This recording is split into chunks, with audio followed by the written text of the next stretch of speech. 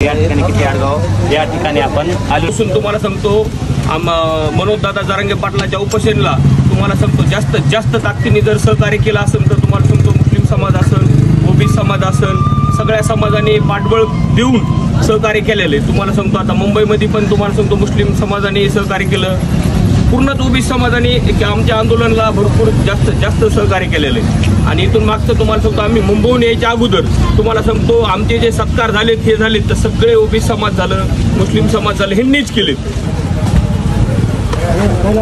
काय सांगताल की यांनी तर सांगितलेलं आहे व्हिडिओ, पण आता त्या व्हिडिओमध्ये बरेच काही लोक होते की त्याचे नाराजगी व्यक्त केली त्याच्यामध्ये आणि जे जी आर निघलेला आहे गॅजेट फॉर्माने त्याच्यावर त्याने निषेध केला आहे। त्याच्यावर काय सांगतो विषय काय नाराज व्हायचं कोणत्याही समाजाचं कारण नाही, कारण की हे आरक्षण डॉक्टर बाबासाहेब आंबेडकरांनी सुद्धा सांगितलं होतं की कुणबी मराठ्यांना द्यायचं आहे। आम्ही पहिल्यापासूनच कुणबी मराठी, फक्त काय आमची जमीन नावची फक्त ती खाते दुसरं, हा असाच प्रकार होता। फक्त ती आमची आम्हाला आता भेटायला लागली।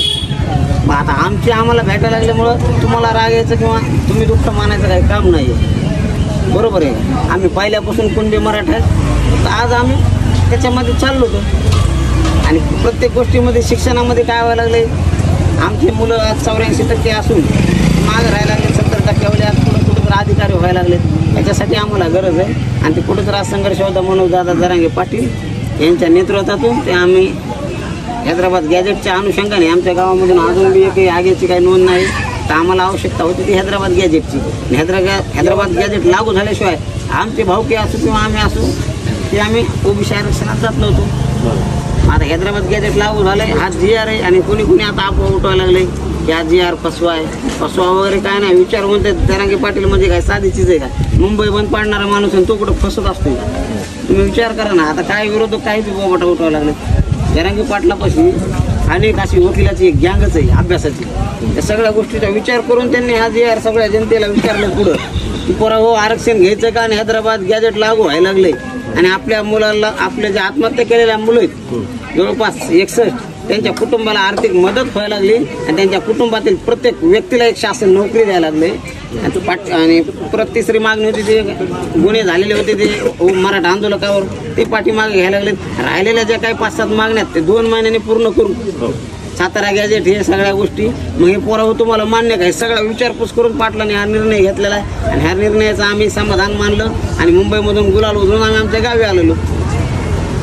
एकूण या किती आडगावमधून किती मराठा समाज म्हणता येत नाही, त्यामध्ये मुस्लिम समाज मुंबई किती लोक आणि मार्क फास्ट घेऊन समजा 90 घेऊन आमचे तिथं मुलगा वरती जात नाही समजा, आणि आरक्षण असल्यामुळं 80% घेणाऱ्याला पण जागा उपस्थित आहेत। तर माझा वैयक्तिक म्हणणं असं आहे समजा की जो मुलगा बुद्धिवान आहे हुशार आहे त्याला कुठंही पहिलं प्राधान्य भेटलं पाहिजे, तो मराठ्याचा असो ओबीसीचा असो किंवा 18 पगड जातीतला कुठलाही असो। गावकऱ्याला माझ्या मित्राला ओबीसी असो, माझे मित्र जवळपास ब्राह्मण आहे, ओबीसी मारय मातंग आहेत, की आपण जसं गुण्यागोविंदाने पहिलं राहत होतो तसंच राहावं ही माझी अपेक्षा आहे। कारण की आज मी जवळपास त्यांच्याच गणपती मंडळात मी पंगत जेवून आलोय, आमचे संबंध चांगले आहेत एवढीच अपेक्षा करतो। कारण की हे शासनाच्या हातात आहे, आरक्षण द्यायचं किंवा नाही द्यायचं हे शासनाच्या हातात आहे। आपण इथं चिलटासारखेच आपण शासनापुढे, इथल्या मतभेदाने कोणालाही काही फरक वाटणार नाही। आपण जसं राहतो तसंच राहावं ही माझी सर्व माझ्या मित्रांना अपेक्षा आहे मित्रांकडून, आणि मी पण तसंच त्यांच्यासगळं राहीन असं मी राहण्याचा प्रयत्न करतो। आणि सर्वांना पण सांगेन कोणालाही येडं वाकडं बोलू नका, त्यांच्या अधिकारासाठी ते भांडतेन, आपल्या अधिकारासाठी आपण भांडू। धन्यवाद।